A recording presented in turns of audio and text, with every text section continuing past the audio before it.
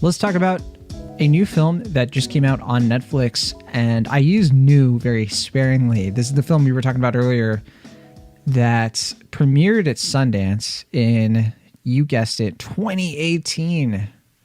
January 2018 as well.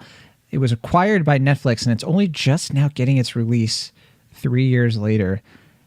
And for that reason, you're going to see Kelvin Harrison Jr. in this movie playing a high schooler. Fresh face. Very difficult for me to like put those things together, because I'm like, oh my gosh, like, because we've seen him in a bunch of stuff lately where he's like in his mid to late 20s.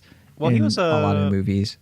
A high schooler in the two movies he did fairly recently around this time, right? Loose and Waves. Waves, yeah.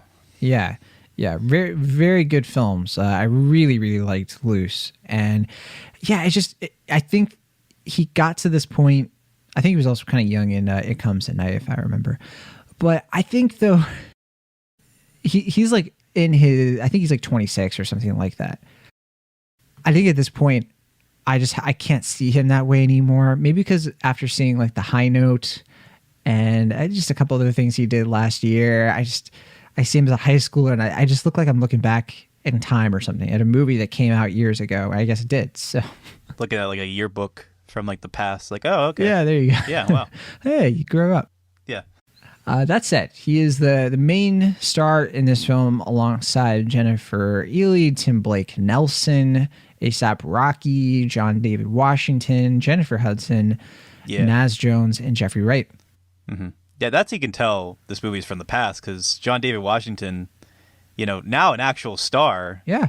Is like playing this like minor supporting role. That's right. Yeah. Yeah, because I think when this came out, he was just about to come out with BlacKkKlansman, which was kind of the beginning of his first wave of star power there. Well, he had Ballers before that, but yeah. Yeah, I think the BlacKkKlansman, like in the film scene, is what really kind of for sure, because of the Oscar nomination. Yeah. So and then Anthony Mandler directed this film. He's like a music video director mostly. He's done a lot of stuff with Rihanna. Oh, really? Wow. Who could have told you that? Wow. Okay. All right. Yeah. No. I sorry. I don't mean to jump into your synopsis. You already got the takes coming. Screenplay is by Radha Blank and Cole Wiley and Janece Shaffer, and it's based on a novel actually called Monster by Walter Dean Myers, which is interesting because when this premiered at Sundance in 2018, I was at that Sundance festival, and I remember this movie was called something else. I think it was called like All Rise or something, and I didn't see it then, but it is just called Monster now, which makes sense because like the movie really like sticks to that whole thing of like this kid is viewed by a lot of people as a monster for his alleged involvement in a robbery that goes wrong and ends the life of a shop clerk. And this film is a legal drama which tracks him as just a 17-year-old kid from a really good family. He's never gotten into trouble before. He just, wrong place, wrong time kind of situation where some other kids on the block that he knows, one that he kind of has like a begrudging friendship with, played by A$AP Rocky, kind of pressures him into, maybe doing some unsavory things. We're not really sure for a lot of this movie what goes down exactly.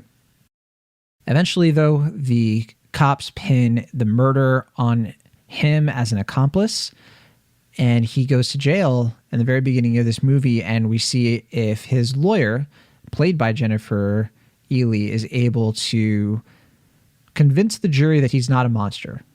That is what the prosecution brings. The very beginning of this movie, the prosecutor is played by Paul Ben Victor, and people probably recognize him from, I think, The Wire, one of his more recognizable roles there.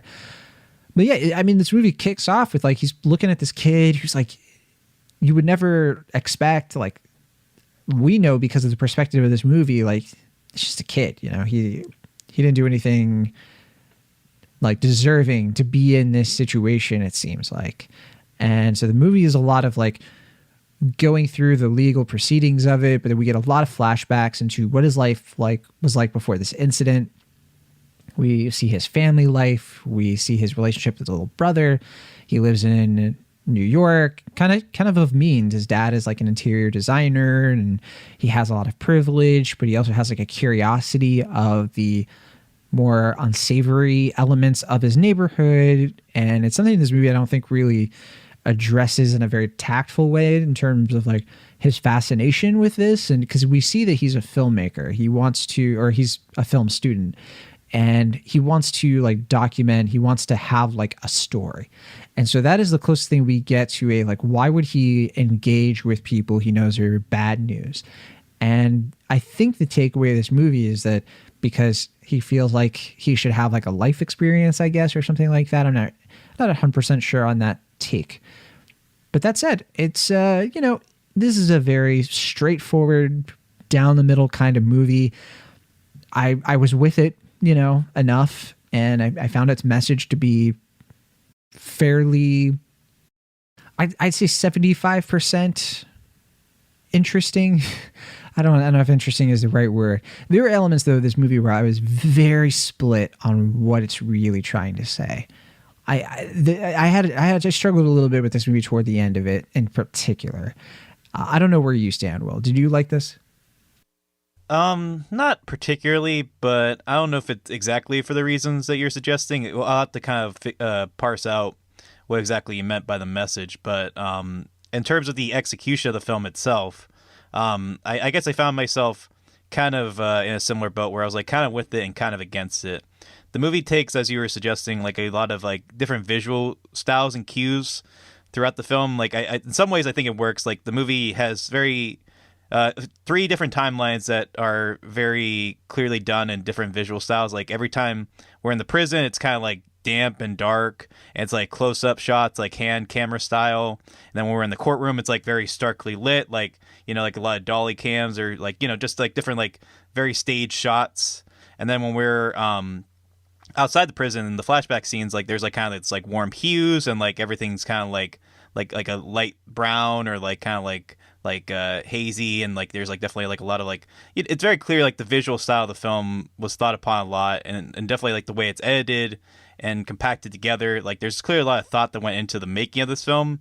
But I also kind of feel like the execution of the film is so heavily thought over that like it's so caught up in like how it's trying to tell the story that the story itself doesn't really get a lot of time to focus on the humanity of the characters and really fleshing them out outside of just generally like what the presentation of the film is. Like we clearly have some strong actors here and giving good performances. Like Kelvin Harrison Jr. I think is doing a good job. Like I really like Jeffrey Wright's performance in this. Jennifer Hudson I think is good. Like Tim Blake Nelson's always nice to see him. Jennifer Ehle, I think she's pretty good here, but I just don't really get a lot of time to understand them as humans. Like I feel so much of the movie is focused on how it's trying to present these characters, how it's trying to visually approach this narrative, that the execution of it just kind of undermines the dramatic urgency of the film to the point where it kind of overindulges itself to the point of being like kind of melodramatic at times, and like overly heighten everything to the point where it does kind of lose the raw humanity that I think is vital to telling the story, especially a character piece like this, where it's like you said, like kind of focusing on like the character himself trying to find his voice, trying to find himself, while also battling the perception of the public and how they might view him and his association with this crime. And I just think it's kind of a give and pull. Like I admire the director for doing something kind of visually interesting throughout the film, but at the same time, I think it kind of works against him throughout. Yeah, I think you're going to find me guilty of not liking this movie very much. And I think it's because I just found it to be a little over the top. And I think that it has good intentions. I think clearly they're making a movie and they're trying to say something constructive and informative about the justice system and what it does to people who don't belong in prison. And it's efficient in really getting that across. I think the opening scene in this movie is like exactly right. It's exactly the way that you position our introduction to this kid and his plight, without knowing anything about why he's there, you understand immediately that he doesn't belong there. But at the same time, I think they just kind of squander a lot of that goodwill. I think that watching this trial, I'm so sick of, because you kind of mentioned how they shoot the trial very differently. They shoot the prison scenes very differently. That's all spot on. They're clearly doing like a visual style that is flexible, and it's about his perspective and where he's at. And it works because he's a film student. So yeah, all that's fine. They try to do this thing where he's like directing his life. And I think that if that's part of the novel, that makes sense. And that is a great flair to add, that sort of voiceover for a novel. But here, it just comes off, at least to me, as pretentious and all these things that do not describe, I think, this kid. Sure. And it just threw me off completely. I think Loose is the better version of this. Loose is a very different movie. It's not about a kid who's like being put in jail or anything like that, but it is about a teenager who is sort of torn between cultural, societal expectations and how they view themselves. That's ultimately what Loose is about. And Loose is so much more original and inventive with the way it portrays high school, with the way it portrays high school relationships and things and dynamics between students and teachers. Here, it's like really just straight and uninteresting to me, the way that it tackles this idea of this kid who just these courtroom scenes that I feel like that you could have seen them in like Trial Chicago 7 or something. And then it's like the prison scenes, I think, lack a lot of teeth. I think that they kind of avoid brutalizing this kid and putting a lot of misery into the film. And I do appreciate that. But at the same time, it doesn't have quite the right balance, because then you just sort of find yourself being like unsold, I think, by what's going on in this movie, if that makes any sense. No, I agree. I mean, I think I was kind of okay with the general sort of pretensions of the film, because like I felt they were trying to mirror the character and like his perspective on the situation, how like his influences are very much like he's just like emulating the people that he likes from a filmmaking standpoint. And like if the movie was commenting on that more, I think I would have been okay with it.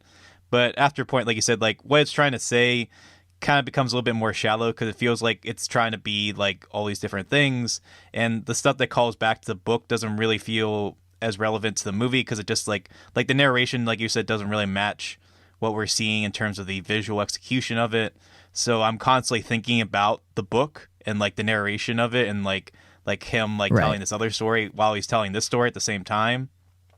And for me, I just constantly kept thinking about like him making the movie while they're trying to tell this story. And like I said, like if that was kind of the point, which I guess it sort of is and it isn't, like that, like he's, like you said, like sort of directing his life, I guess I would have been more with it if it did that a little bit cleaner, like it had more of a narrative through line, I guess. But it just kind of feels like it's like the filmmaker is trying to do like several different things, kind of similar to mainstream, I guess, in that way.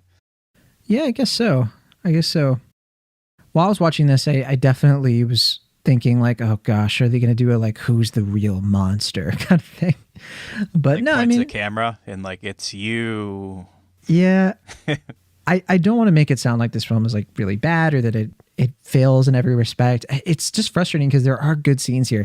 I really like the scene, for example, where we're first introduced to Jennifer Ehle's character, and you just feel the hopelessness when he just sees himself as another name in a book of people who she just sort of is going to write off, because how could, here is yet another young black man saying that he is innocent, and his white defense lawyer, you can just sort of tell that she just, here we go again with this, and she just doesn't seem to be invested. And it's a scene that's really important and really crucial in setting up their dynamic, because clearly that doesn't last. But I don't know, I just wish the film had more of those standout scenes that are just like that in the opening scene. They just feel efficient. They feel like really well thought through. Other scenes here, it's just a lot of like limping to the finish line a little bit of like, yeah, we kind of have to get through this part of the movie. We have to get through this montage of witnesses. We have to do this part of the movie where the teacher gets on the stand. I don't know. It just all feels very not equally investing all the way through. Yeah, it's a bit scripted. It's a little heavy-handed. Yeah, I mean, I don't know. I don't really know much about the filmmaker or anything like that, but I'm getting the vibe that, like, I think the filmmakers, they thought so much about this movie that they kind of lost their way afterwards. Like, they put so much thought into, like, how the movie should be presented, what they're trying to say, that I think those, like, raw human moments are sort of few and far between because they're so focused on either the visual or storytelling aspects of the film that we kind of need more of those character moments to really make those moments stand out. And unfortunately, I just don't think the movie kind of finds that balance between the humanity and the visual aesthetics. I also think it's fairly irresponsible to invoke Rashomon, but then have a pretty objective, like, and then here's what happened exactly, of having it's like a little weird about that. Yeah. Even 12 Angry Men, wisely doesn't try that. It doesn't show us at the very end of that movie, okay, well, here's what happened. That's kind of what I'm getting at. That's the other thing too, is that, like, at least for me, like, I never really was, like, under the impression that he was guilty throughout the film. Like, I don't think the movie ever made me believe that he was ever guilty. So it's the idea of, like, Rashomon or, like you said, 12 Angry Men, where it's like we have a moment of doubt, like, oh, did he do it? Like, I think the movie's trying to do that, but I never personally had that moment. I don't know about you. I think I liked the ambiguity that it was sort of touching on, because I do think as the movie progresses, there are moments where you're like, wait, is he? And I think that there is, like, this question it's trying to ask of, like, whether or not he's guilty isn't the point. And I wish the movie had been a little bit more upfront about any of those more implied messages of what is the right punishment for something, like for circumstances and for societal pressures and things like that, if that is what's going on here.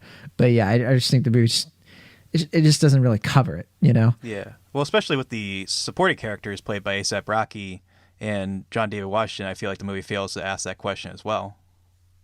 I would agree with that. Yeah. And I did mention, what's his name? Jeremy Jerome from When They See Us is also in this. Oh, yeah. Jarrell Jerome, excuse me. He has a couple quick moments, and that was unfortunate because, well, that was unfortunate just because, like, he's so good in When They See Us, and When They See Us is so much better than this, I think, in covering, like, innocent people dealing with, like, an unfair justice system and really reckoning with the effects of it. This movie feels so much lesser by comparison, and it's not Kelvin Harrison Jr.'s fault. I think he's doing really good work here. It's none of these performers. I just think that if you're going to watch something along these lines on Netflix, I would watch When They See Us, the miniseries. I think that it's much stronger. I think we can just point to generally other films that either the movie is emulating or that have come out recently that I think just ultimately do this better. I mean, I can see why Netflix picked it up. I definitely think there is, even though it is a somewhat outdated film, there is obviously a lot of relevance to it, and I can understand why Netflix wanted to release it now. But like you said, unfortunately, I just don't think it fully hits its targets in a way that is ultimately lasting, which is unfortunate, because if this had done it well, this could have been a really amazing movie. The hyper-cynical part of me, and by hyper-cynical, I mean normal part of me, I basically assume that they pushed this out or were okay with timing it with the result of the Chauvin trial. Yeah, I was thinking about that as well. I was wondering about that. Hard not to, for sure. So, a very different situation, of course, a very different real-life situation, but I think a lot of people are going to connect some of the themes of this movie, at least, and find themselves, considering... Because just saying, like, the national spotlight was so heavy on that trial. Like, people were really analyzing it and looking at the legal procedures. Yeah. And so, yeah, it's kind of hard to separate. That said, I think it could paint whether or not you like the movie. For me, it could go either way. I really don't know. Well, I do think critics seem to be pretty kind on the film, and I'm wondering if that's why. It's like a 67% on Rotten Tomatoes. Yeah, like mixed to positive, like light positive. So I'm not sure where people are going to land on it with hindsight. We'll see. But for me, I am a very low C+, kind of verging on a C. But I do give it a little bit of a bump because I do think the performances are good, and I like a bunch of the scenes in this. And yeah, I think that if it had come out at a different time, I'm really curious what I would have thought maybe at Sundance 2018, because it looked like some of the reviews out of Sundance were a bit more positive. So I wish I had had that festival air, you know? Yeah. Yeah, I'm not too far from you. I think I'd give it like a low to moderate C+. There's a lot here to like. I definitely am impressed by Kelvin Harrison Jr. yet again. I think he is quite a dynamic young actor, and I think he carries this film well enough, as well as just the general supporting cast I think is good. A$AP Rocky I think is also quite good as well. I'm kind of sad that he hasn't really done as much acting outside of this and Dope. Yeah, I think he's pretty charismatic, and I think he's a good supporting actor. I don't know if he's going to do any lead stuff in the future, but I like him as an actor. I think he's good. I'd like to see him do more stuff. Yeah, he has a lot of charm. Yeah. So I think there's a lot to value here. I do actually kind of generally admire the film for having a strong visual style, but like I said, I also think that kind of undermines what it's doing because it gets so caught up in how it's telling its story that it doesn't focus on the story it's trying to tell. So moderate C+ for me. Should mention though with A$AP Rocky, wasn't he arrested a couple years ago? Oh, was he? I don't know. I think he assaulted somebody. Oh, really? Oh, jeez. I'd have to look into that. I don't want to talk slander or anything. So yeah. Well, I did not know about that. I'll say that up front. Yeah, it's like as soon as I said like, yeah, A$AP Rocky. Wait a minute. I'm not sure if yeah. Well, yeah, like I said, didn't know about that. That said, though, I mean, he's had issues. Like he was like a drug dealer in his earlier life and complicated past. Very talented guy. But all right, that is Monster. It's available to stream right now on Netflix. It's been kind of dancing around the top 10, and it's only 98 minutes long. Pretty easy to watch that one in one sitting.